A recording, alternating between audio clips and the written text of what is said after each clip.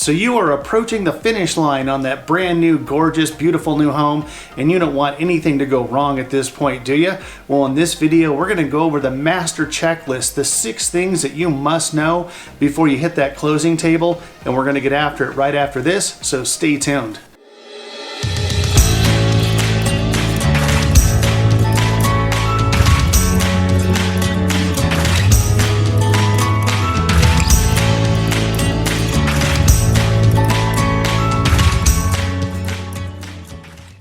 What's going on, everybody? This is Robert Hayes, and along with my wife Christie and the team, we're the Hayes Home Group right here in Grand Junction, Colorado. And if you are brand spanking new to this channel and you want to know everything about working, living, playing, and closing tips here in Grand Junction, make sure that you do yourself a favor, hit that subscribe button, tap that little bell, that way you're notified every time we post a new video. Honestly, we're getting so many phone calls, text messages, emails from those who are thinking about moving here to Grand Junction, Colorado, and we absolutely love it. So if you're even thinking about moving to or living here in Grand Junction, make sure that you reach out, give us a phone call, shoot us a text, give us an email, comment below, whatever you need to do to reach out. We've got your back when moving to Grand Junction.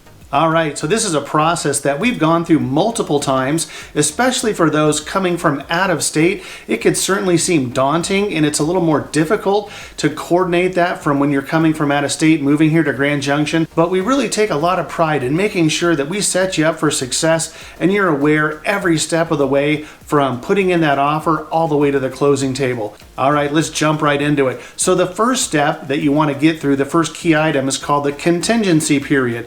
One of those items in that contingency period is the inspection process. That usually allows you about 7 to 10 days to have a licensed inspector go out to the property and check things such as electrical, the plumbing, make sure the roof's not leaking, the structural integrity of the property. You as the buyer, once that report is provided to you, can then go back to the seller and ask the seller to repair items that you feel are necessary before you can move forward on the contract. So are there health and safety concerns? Things like that. Now, every property, even if it's a brand new home, the inspector is going to want to make sure that you're getting your money's worth by hiring them to do an inspection. There always are going to be things on an inspection. So what you want to do as the buyer is pick out the crucial items, the things that you just cannot live without. So you get through that inspection objection process and you move on to the next contingency.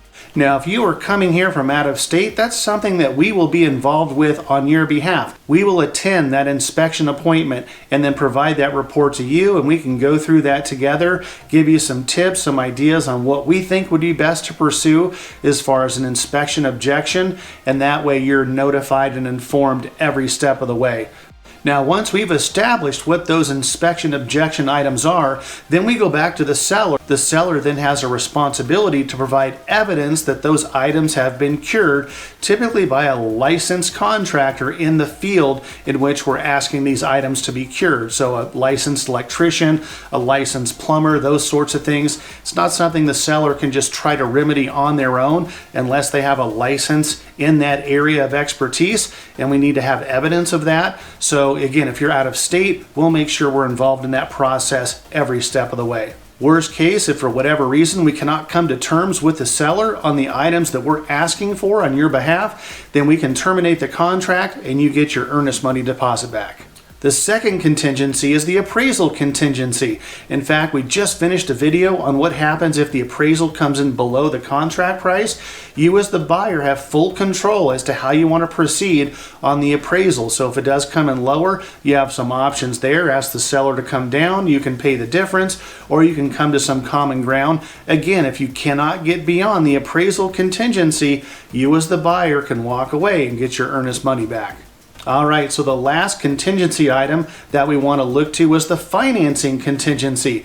So there's some protections there as well for the buyer. If for whatever reason the lender comes back, even after initially saying that you're pre-approved and you're good to go, they come back and say, whoa, hold the phone, we missed something or we made a mistake and you're not qualified to purchase this home after all. Through financing with our organization, you're protected as the buyer and you will get your earnest money deposit back. Now, the great thing working with us and our lender partners is they're very diligent. They know exactly what they're doing. So if you're you're approved with our preferred lender partners, you know you're approved and you're good to go.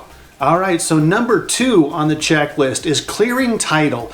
What is that? Well, think of title as protecting everything that's happened in the past on the property versus home insurance, which is protecting everything that might happen in the future. So there's a title report that's going to be pulled, and the title company is then going to look for any liens, judgments, lis pendens, which is just a legal term for lawsuits against the owner of that particular property. Those items need to be cleared or cured before or at closing. So for instance, if the seller has a $50,000 judgment that they want to pay at the closing table, but there's only $20,000 of equity that they're going to get out of the property, we can't move forward. There's not going to be enough room in that final closing summary for the seller to be able to pay off that judgment. So the title company is going to have all that information from the get-go, so everyone's aware and knows what's involved on the title report, and that we have clean, clear title to move forward to the closing table. All right, number 3 on the checklist of things that we want to look to from start to finish, from the time you put an offer in before we go to closing, is mortgage loan approval. We've talked a little bit about that, how you're protected if the lending institution comes back at the 11th hour and says, oops, you're not approved.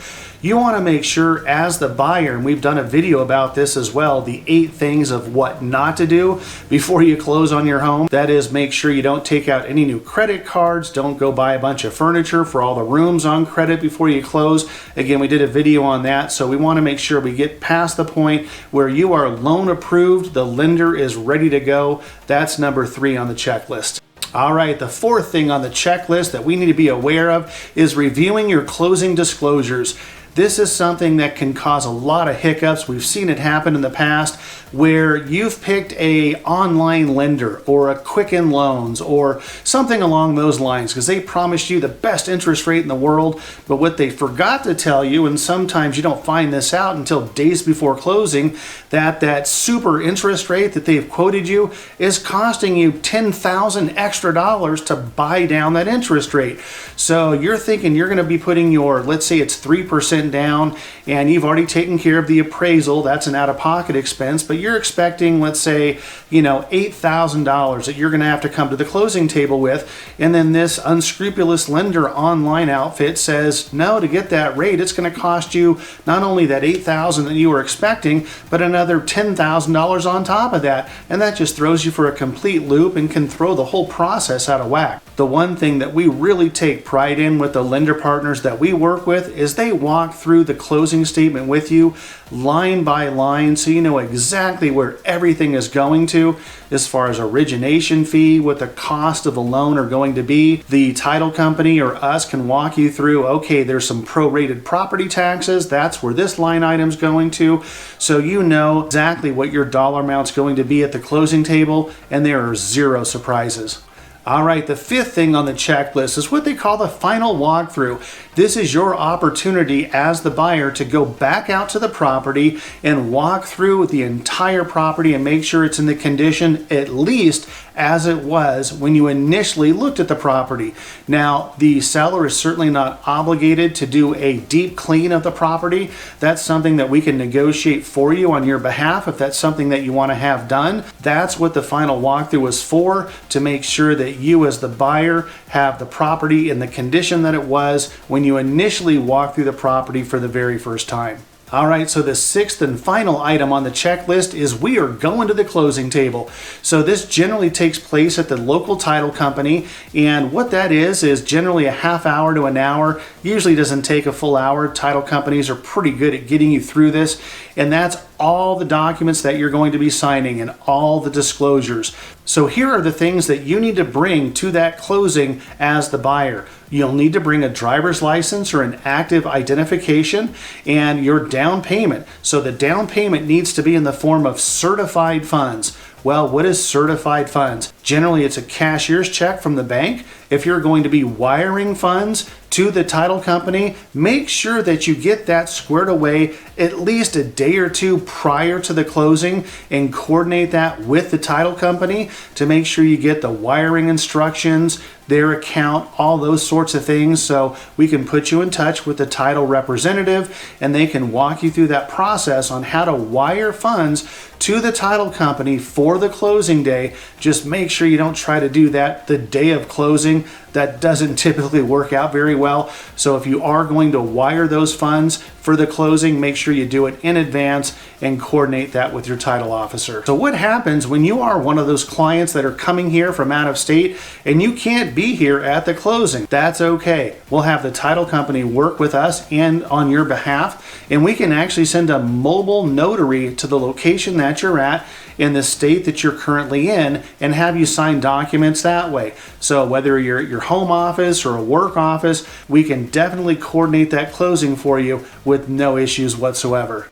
So there you go. We've successfully closed. We've gone through the 6 items on the checklist that you need to be aware of from the time you put the offer in to the time we actually hit the closing table. And we are super committed to making sure that all those things happen seamlessly for you, whether you're here in town or you're coming here from out of state. Again, if this is your first time to this channel and you love all this information, make sure that you hit that subscribe button, tap that little bell, that way you're notified every time we post a new video. And if you are even thinking about moving here to Grand Junction, make sure that you reach out and give us a phone call, shoot us a text, send us an email, comment below, whatever you need to do. We've got your back when moving to Grand Junction. Until the next video, we'll catch you later.